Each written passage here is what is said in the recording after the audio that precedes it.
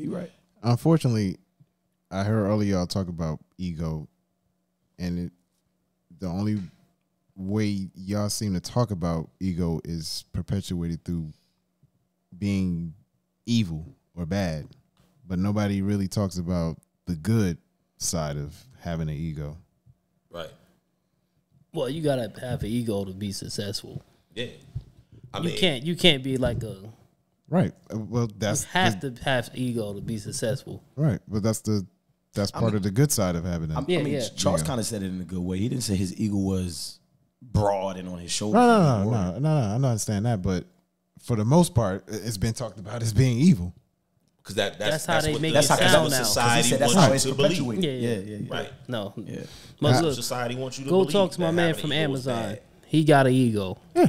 Go talk to these owners that own these football, basketball teams. They got egos. They not no regular dude gonna sit there and have you tell They're them not what going to to not do. have an ego and be where they are and successful Can't be. as successful they are today. Can't be. You can't. Listen, man, any team that wants people on it has to say, "Yo, we are the best team out here." You have This to. is why you Exactly. want to join us. Just like because this podcast. Just so y'all watching, we the best motherfuckers out here. Yep. Don't forget. Best thousands. motherfuckers out here. That's a good segue into another good way of talking about ego, and it's using I'm putting that in positivity. I'm just putting because they say No, you yeah. put it out there. right. Nah, absolutely. Put it out there. Gotta put it out there. Right. You can also use ego to face your fears. Example with this podcast.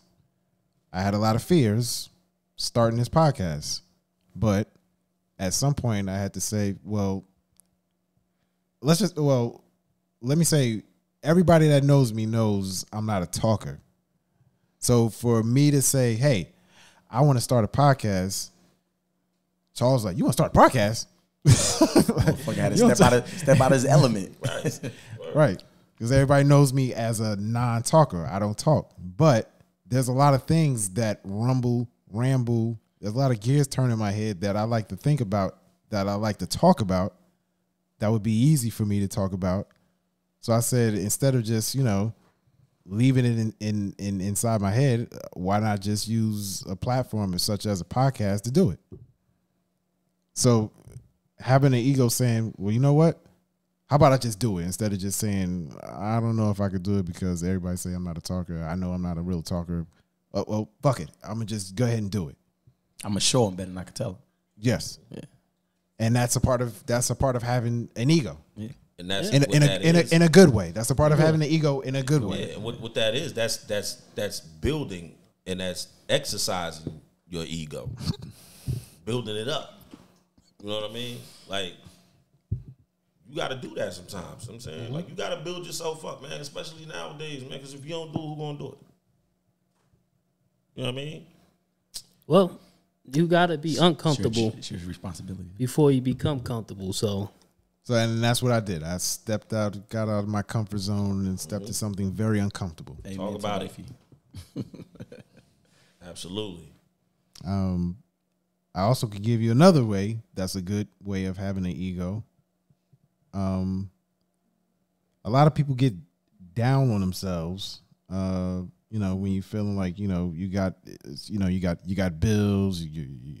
Maybe your wife's sick or your kid's sick, and you got a grandmother or something who just died, and maybe the mortgage late, and everything just coming down to you at one time. You're at your lowest point.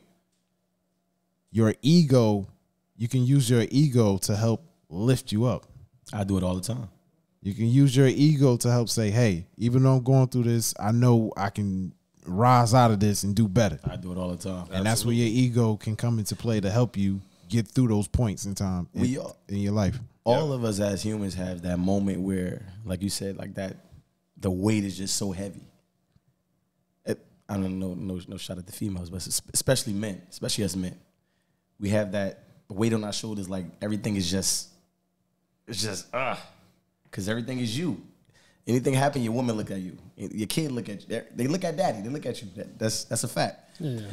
We all have that moment to where we just like Tim just said, like we kind of like we feel low, but it's only for a couple minutes, a couple seconds.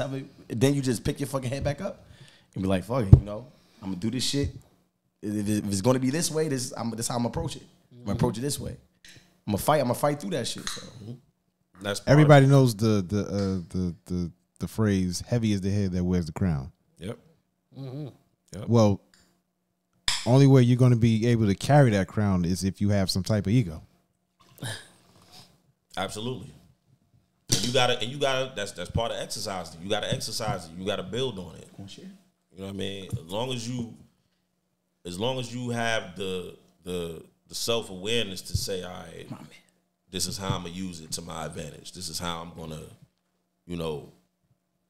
this is how I'm gonna use this to get to the next step. You know what I mean? I gotta go there. These people expecting me to come in a certain way, present myself in a certain way. If I don't present myself in this way, I'm not gonna be able to get past this hurdle right here. I gotta be able to jump to do this. You know what I'm saying? So yeah, best case scenario, you know what I'm saying, you have the capacity to do that for yourself.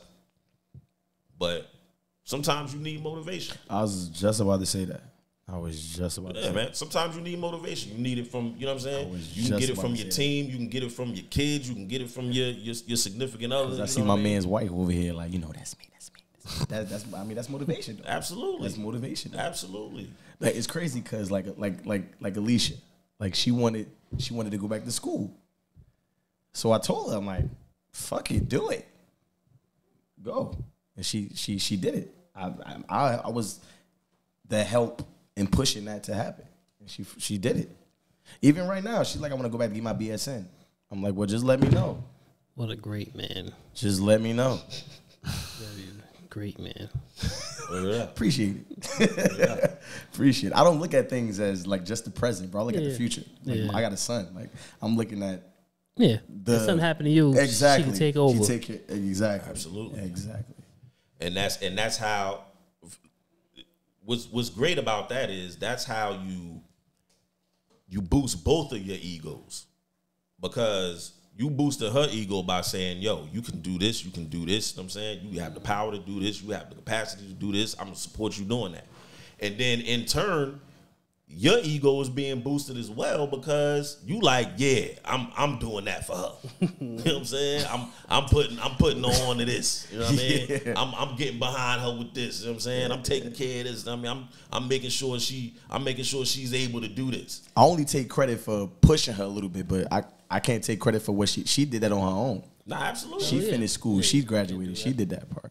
Absolutely, but bro, she still needed your support. Though. Oh yeah, I you know what I'm saying? You still had to play the role you had to play. I agree. You know what I mean? Like, yeah, she went and did that, but not saying that she wouldn't have been able to do it without you there. But I guarantee it wouldn't have been as easy. I totally agree. You could have said, hey, you can't go to school. I need you to work. Right.